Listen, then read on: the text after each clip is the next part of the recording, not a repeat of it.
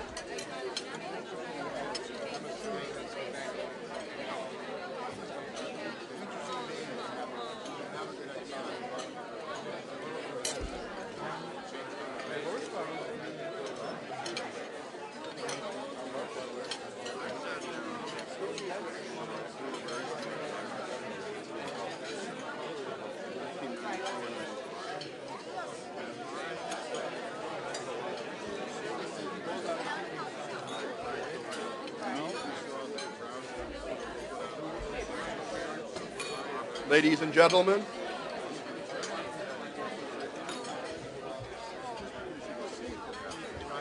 ladies and gentlemen, if I may have your attention, please. Good afternoon, and welcome to the Annenberg School for Communication and Journalism. My name is Ernest Wilson, and I am Dean of the Annenberg School for Communication and Journalism.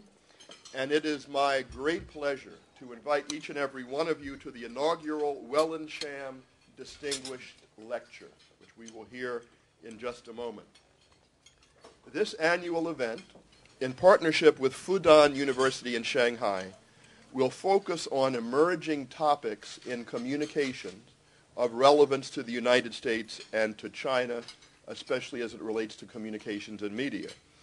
It is an endowed lecture series, which means it will persist through time. And so we have the great luxury in this lecture series of not only concentrating on things of the moment, but also, more importantly, to concentrate on things of lasting value, because we know that the lecture series will last into the future. This is especially important at this moment in world history, because the practice and the field of communication is itself at a critical crossroads, not just here in the United States, of course, but around the world. All societies around the world are experiencing a transition from the old to the new, from the old way of communicating to a new, networked, distributed, interactive way of communicating, toward an information networked society. This is important because the way that each country manages this transition will greatly affect many major issues around the world, from basic international understanding to matters of trade and indeed to matters of war and peace. At this unique moment, I would suggest, we all must learn from the experience of others. How can we make this transition as smooth and open and productive as possible? And in this transition, no single country and no single society has a monopoly on wisdom. We have to be wise enough to learn from the experience of others who are also making this transition.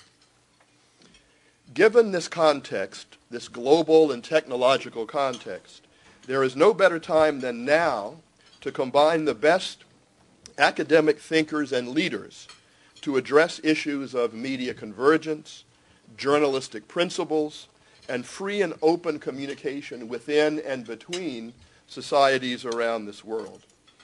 And in this transition, the role of China is hugely important. And hence the relationship between the United States and China bilaterally is essential to understand. But equally important is the independent role of China in its relationship to other states and organizations around the world. I was privileged several months ago to travel to Shanghai as a guest of the Great School of Journalism at Fudan University to help the school celebrate its 80th anniversary.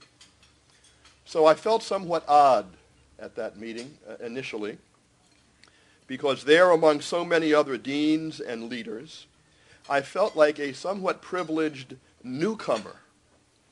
I felt young because our school is only a couple of decades old. It's not 80 years old. And I have only been a dean for less than 3 years. So I used this as an opportunity to learn as much as possible from older institutions in older societies, and also from my more experienced elders who had been deans and directors before I did. I also received a very warm welcome at that university, at Fudan, and we discussed many opportunities for collaboration, which we will continue to do in the future, as we will with other institutions from around China. The continuation of that discussion is possible because of a very generous donation that we have received from a USC alumnus, Mr. Wellen Sham. And I would like to thank Mr. Wellen Sham for his kind generosity. Wellen.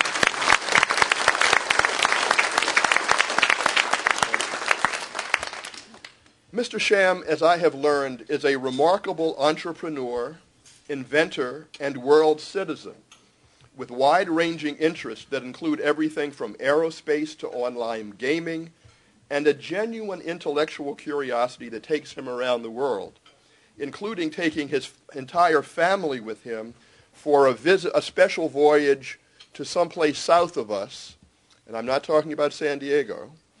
Wellen and his family are leaving on Wednesday to go to Antarctica for 19 days aboard a ship. So I think that demonstrates the kind of intellectual and global curiosity of the family. Currently, Wellen Sham is chief executive of Shungtai Capital and vice chairman of Shanghai Qi, an automobile design firm. He is also chairman of Sino JP Assets Management Company and Upfront Technology Limited.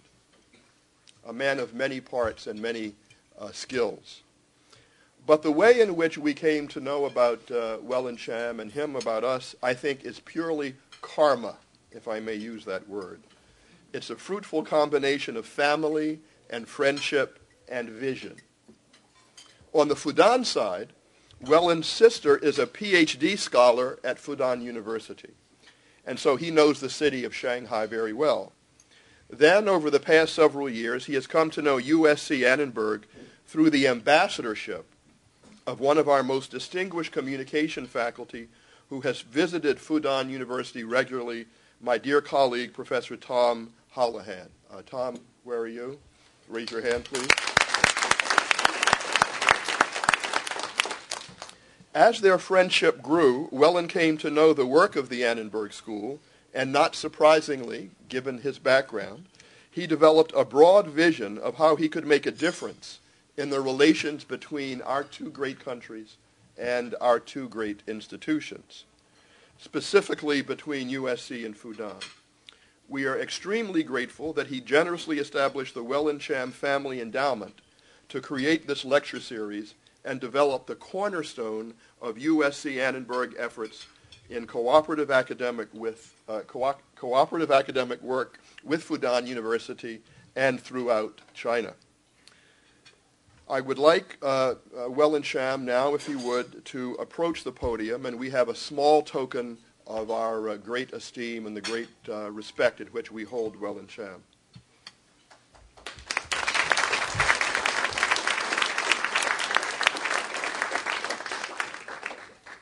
I would like to read the inscription on this base. It is a globe, as you see, it's a crystal globe, a transparent crystal globe, sitting on a transparent base. And it says, with gratitude, Wellen Sham Distinguished Lecture, USC Annenberg School for Communication and Journalism, 2009.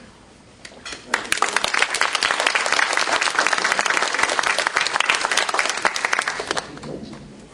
Thank you, Wellen. Thank you. Thank you.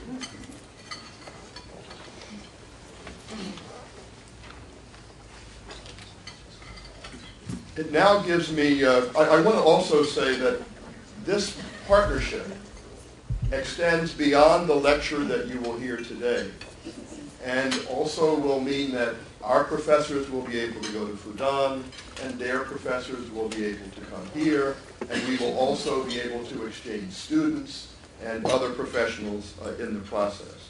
And so this is a wonderful gift that provides the basis for our forward-moving and closer ties with the People's Republic, Taipei, and Greater China around the world.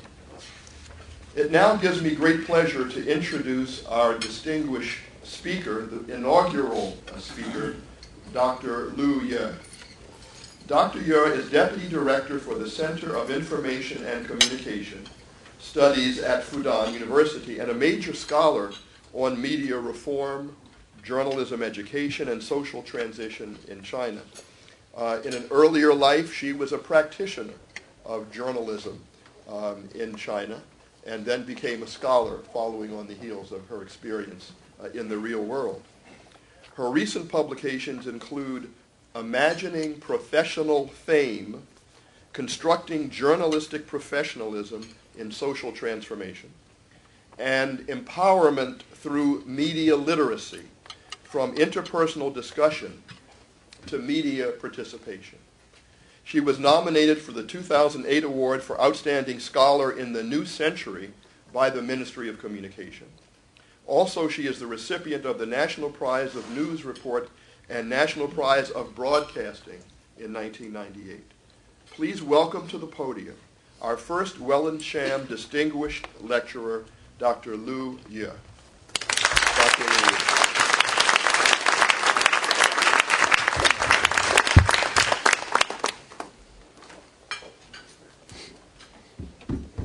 Thanks, Dean Wilson, and thanks, Mr. Wellen Sham. I'm very honored to be the first speaker of this lecture. Actually, I prepare some funny thing in my PPT, but it's not can be shown here, so I'm so sorry. I will put this online. Then, if you're interested, then you can find more information online. Okay, I'm really very happy to talk here about the Chinese media reform and what's really happened in communication area in China. I thought if we want to learn more about China, the first background is social reform. Just like people know, in these 13 years in China, really things happened, very big changes. And so many things happened, very exciting. We also know the political system is not changed a lot, but the socialist market economy, they bring something very fresh and very new in China. I suppose the very important thing is the 30 years ago, we cannot think about people's daily life. Only the state honor everything. But now, the state and the society disintegration lead something happened to relative self-determination of the society. One example is happened 5 years ago. There is something in the beginning. It's something like a gossip news in the north middle China. A young couple staying home and at midnight to watch some pop video, but the policemen come and drop in their home and pick up this guy to the police office. So in the first, the local newspaper covered this story just like to talking something very funny and gossip, but it's really bring some discussion about what's the state rights. Did these policemen have their right just to drop in people's home, to pick up to check, bring these kind of people to go to the police office or not? In Chinese people think about when you stay home to watch this kind of porn video, it's not good, but maybe in the early time you really need to put in jail. But now people think about that's my personal life. It's good or bad. That's maybe in another judgment, but no, the policemen have no this right just to take the people to the police office. So this is once a very small news coverage, but become a huge issue to discuss what's the what's the bottom line of the state power. So I think now people talking about the personal life between this state power and the personal rights. I think this is very important change in China. And another thing we need to notice is the social stratification. Some scholars think about Chinese people grow up very the middle class grow up very fast, and the middle class brings something new like the citizenship or the public service, something like that. And also other scholars think about in China the poor class and the very rich class have a huge conflict. Anyway, I think this social stratification it means for the ordinary people in China, they have their different multi-interests. They want to protect their interests. That means something from the individualism to go to the public. So that's the media now is not as 30 years ago. They just say the same thing.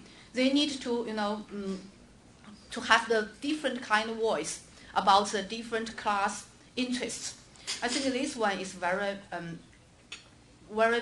important background to know what's happening in the media in China. Also, I think the social value is changed a lot. One thing is we call that nationalism in recent years. It's grow up in Chinese people very fast. People know that book named title something like China is Unhappy. It's very popular in China, and also based on the Olympic game and the national days celebration. The young people feel the nationalism is very very huge impact in young people. So I think that's something different than before. One side is globalization and the global commercialization is have huge impact in China. But another side, the nationalism, grows up. So we should notice this. And also, I think in China, the commercialism, I think is very the marketing driving things, getting the society become more and more commercialized. This also impacts the media. So if we have some kind of example about this social value and the social reform in China, we also find the media is not the same face as 30 years ago. Now we have the central media, just like CCTV or People's Daily, and they are still propaganda mostly, but they also make money in the market. Just like the China Daily, People's Daily, we think that's party organ newspaper, but it's only the one face of this newspaper. We also find the People's Daily. They have their website. On the website, people can discuss more topics than the newspaper. So each newspaper and each media group is not only the one face. They have different faces. Focus on different interests. Some kind of pages for the propaganda and the central government's policy, but they have more different kind of pages or issues to talk about what people like. I think also the influence of globalization on media is, I really find the Chinese journalists, they still have their responsibility for the party organ media. They want to make money on the market, but they also share the same professionalism as the worldwide journalists. In this summer, the Central TV station, the news channel of China Central TV station, the CCTV News, they have changed a lot about their face. Some scholars critical at them because they do so many things on their promotion. They changed their news article. It's not like before, very serious, but now this year they changed some young pretty woman. Then it's really people talking about that. Maybe the writing of the CCTV News based on those fresh young face. Their writing is getting up, but we also find something on the contents. It's different than before. They have more live broadcasting on the set. They have more international news, and also in China, based on the social reform, in these 5 years, one thing we call that livelihood journalism. People think about that's the first step to go into the civilized journalism. It's very popular in the local newspaper and the local TV news program. I once pay some attention in the different local cities news program. That's something on their news column or what they cover, what they focus on. It's very looks like CNN News in some way. One is we call that the bad news is good news. That's totally we cannot imagine 30 years in China because television is so big influence them. So we always trying to believe they all must to say the good things. When I was join the broadcasting industry almost 25 years ago, at that time when I do some interview in a factory, then the director of the workshop just told us, don't shoot this person. This is not a good worker, but you can just try to interview another one because this one is working so hard. So you should, they think about going to on the screen. It's some kind of proud. So only the good thing can go on the screen. But now, if we look at the local TV news, all the bad things, all the bad news, that's maybe for scholars, we think that's totally far from what we call about the democracy. But I think that's really big progress in China. And also, we think about Chinese media. Yes, it's still propaganda, it's still party organ, but we're also trying to do something about the supervision, about investigate journalism. That's what I was the part-time producer in a local TV news column in Shanghai. I think about something like the human rights. It's not only in political issues, but in China now when we feel that really the state, the society is separated from the state, then we have different kind of classes of the people's daily life.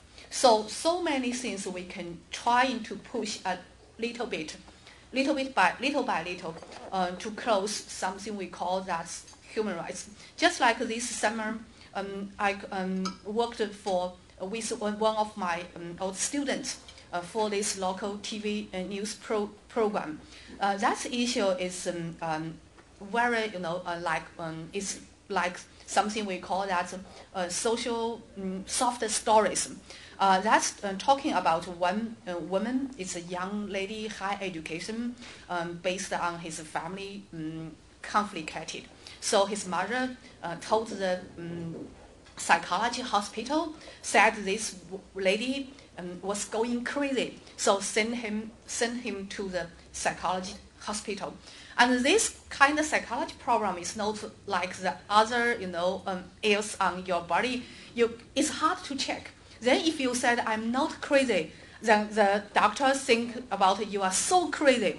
So this woman have terrible time in this hospital, and when she, get off the hospital, she felt so upset. So she just, quit her job and go to a temple to be a, how can I say, the nigu? No, right. Because this is high education woman and very pretty, so many media just cover this story as soft news. But our producer, the first question come to our producer is that your family have the right just to send someone to the psychology hospital because they think about you have this kind of problem. They don't need any kind of, maybe legal check or something. Just call the hospital because you're her mom. You call the psychology hospital and the doctor come. Just catch this lady to send them there. So the first question come to this, our producer, think about that's something about human rights because you grow up, you are aged, then 18 years old, you didn't marry. Is that your family, your parents have the right to determine what's your psychology healthy or not? So she did some kind of interview to find the lawyer, to find the professional doctor to make this kind of things to be clear. Then she find a huge problem of this psychology hospital, because this kind of hospital they didn't check a lot. They just your family members think you are crazy, then they will take you busier. So I think that this kind of news story in China is, of course, it's not to touch a lot about the political system, but it's very valuable for ordinary people's life. We think that's very helpful to let people know you are a person, you have your right, and your right is you can protect your right. It's not your future is not determined by the others, especially your parents, your family. So that's very valuable, I think, is for the people. I think this is something in Chinese media. On the surface, we always look at these mainstream stories, but so many journalists, they really try to do something to push this society to be more equal, to be more and more too close to the democracy. And also entertainment in Chinese media is another rising area and have huge influence in the young people. Just like one of my colleagues study the local newspaper. They have a column named Discovering Shanghai. That's very commercialization news stories. But my colleague find something very interesting on this kind of newspaper page. It's not as before we just distinguish people's social identity by government or by state.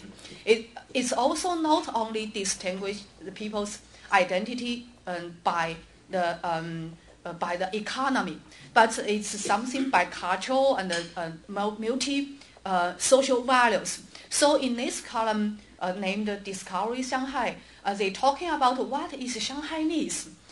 Maybe this Shanghainese it's a local Shanghai people. Maybe it's come from the other cities and live in Shanghai more than 10 years like me. I cannot speak Shanghai dialect, but I working in Shanghai. I contribute this city. So maybe this kind of people is also can call Shanghainese.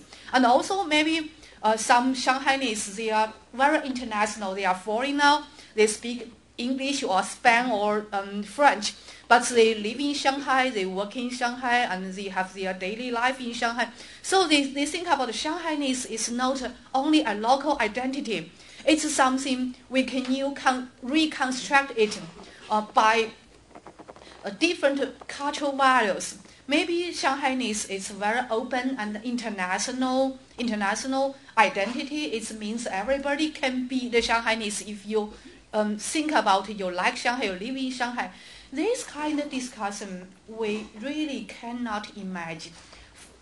Maybe 10 years or 20 years ago, we have no this idea. But now, things getting more open, and people think about more trying to use the media to construct or reconstruct what they think about. So I think it's also very valuable right now.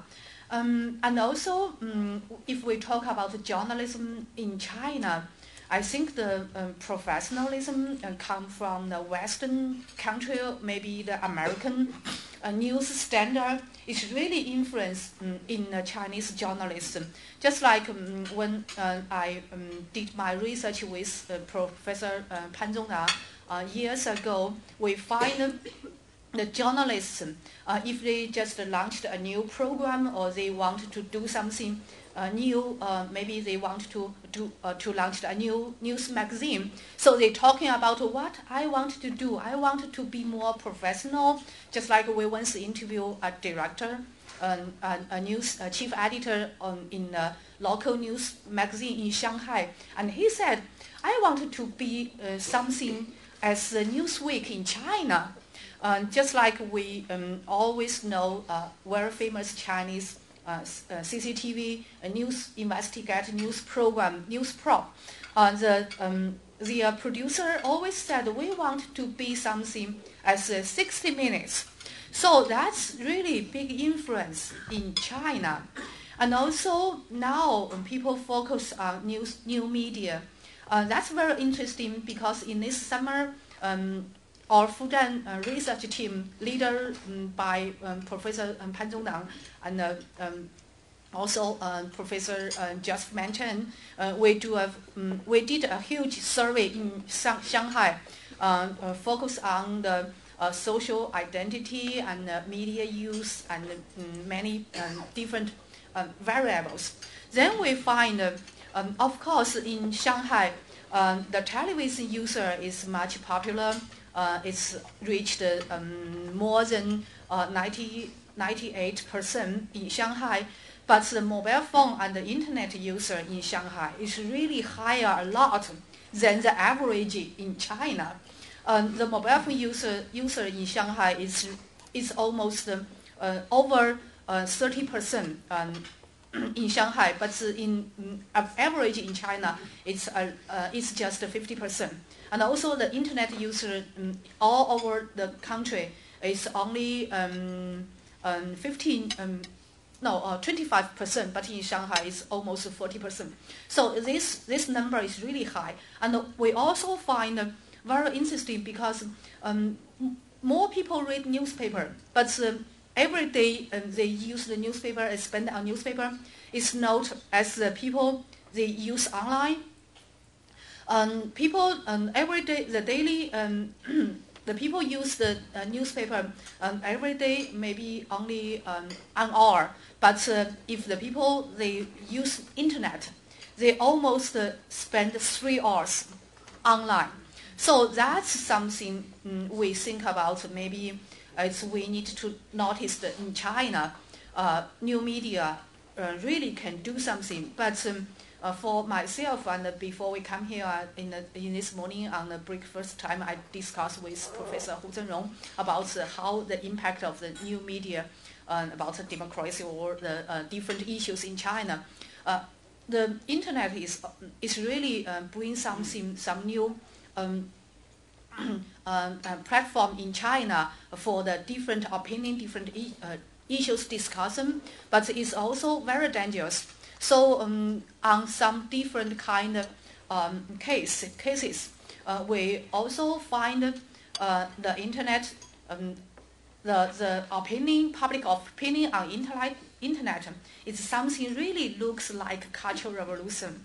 So that's something just like said so many bad words, and some people can you can find all your friends, and you can use your power to to push the opinion to go one side, but not another side, not balance.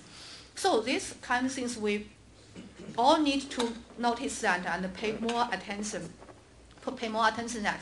But I think based on our Shanghai survey, we also find the local news and the local news have huge influence in people's local the city identity.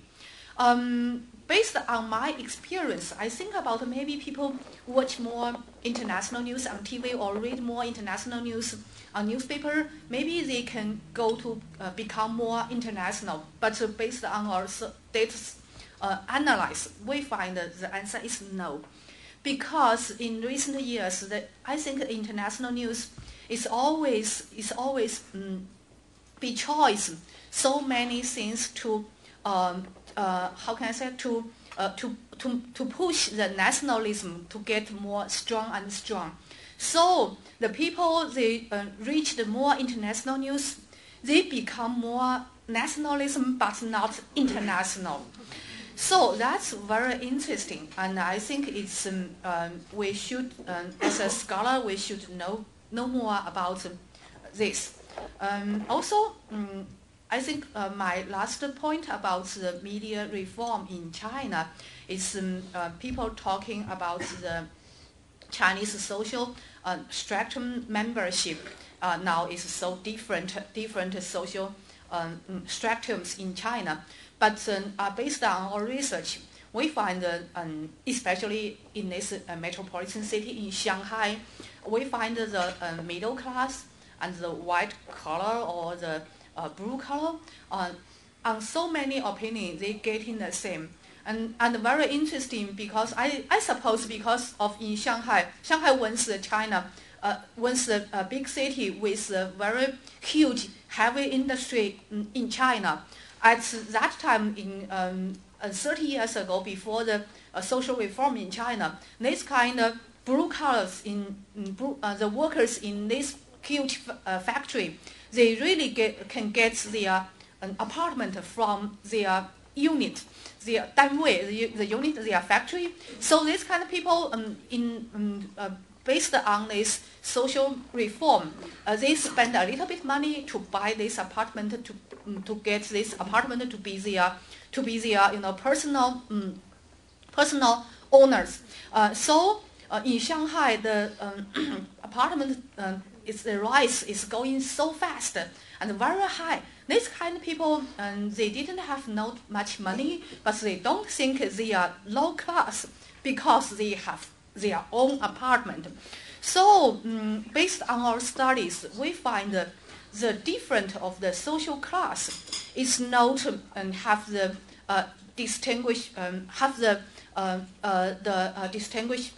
ideas about the nationalism and the local identity, but if people they really believe the propaganda, the Chinese government and the Chinese national conscience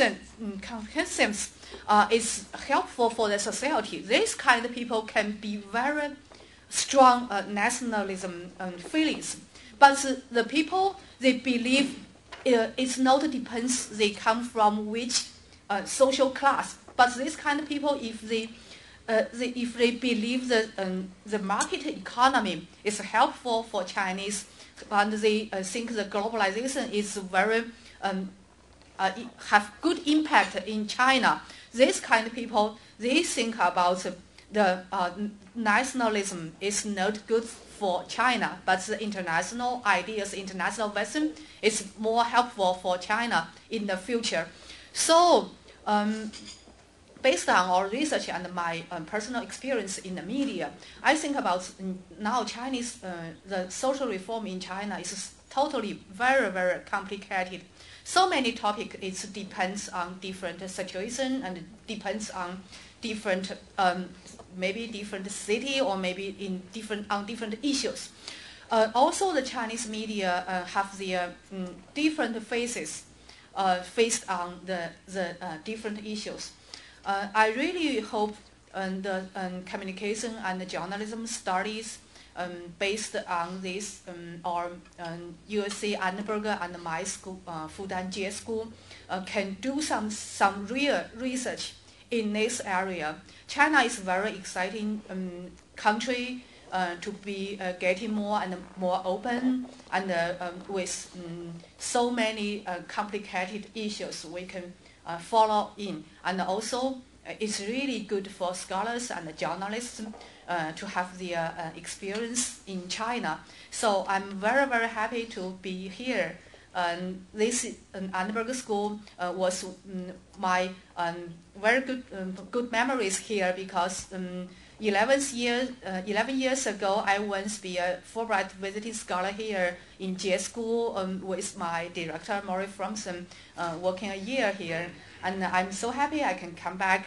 Thanks Dean Wilson again, and thanks Mr. Sham can give us this opportunity and the support to do some research to make the connected and make the link between this great university and great school in journalism and communication research. Thanks again.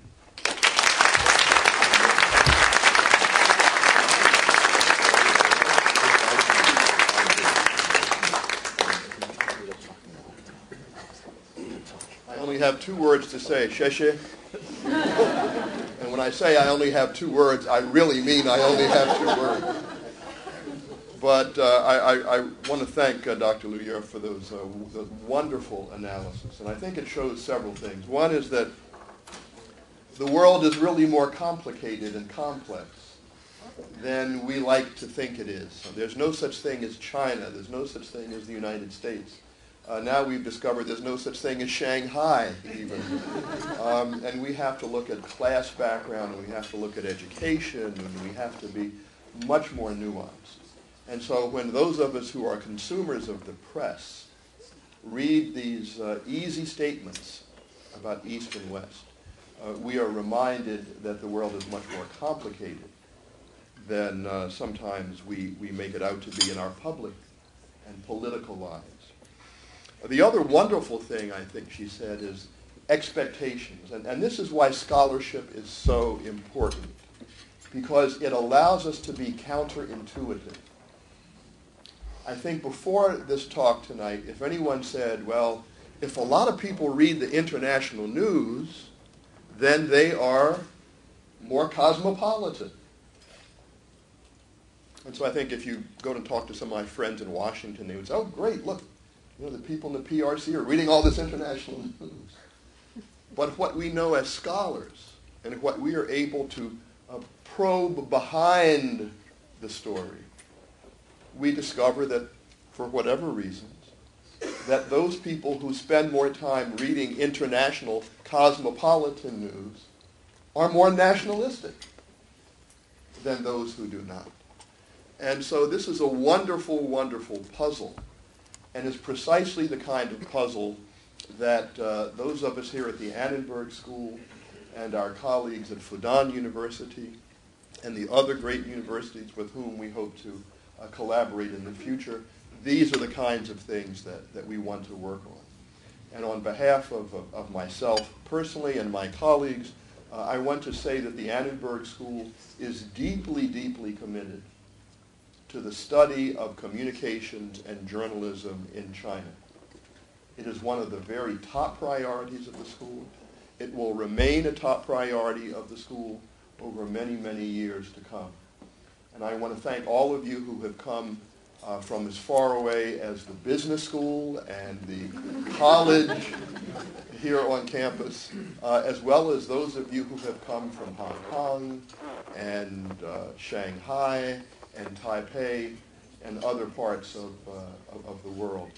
And for those of you who will not be able to stay, I do want to mention that the rest of the 2.5 days that our guests will be with us is designed to try to understand the way that Chinese scholars conduct their work on communication and the way that Western or American scholars conduct their research on communication, so that we can communicate more effectively with one another and to decide what topics are important and what topics we can work together on to enhance a better understanding between our two great countries. So again, I want to thank Yu Li for her wonderful presentation. Dr. Liu did a great job there. For those of you who will be remaining for the rest of the presentation and program, we will start again in about 15 minutes upstairs on the second floor. And those of you who have just come for this wonderful event, we look forward to seeing you at the second Wellen Sham lecture, which will take place next year. Thank you very much.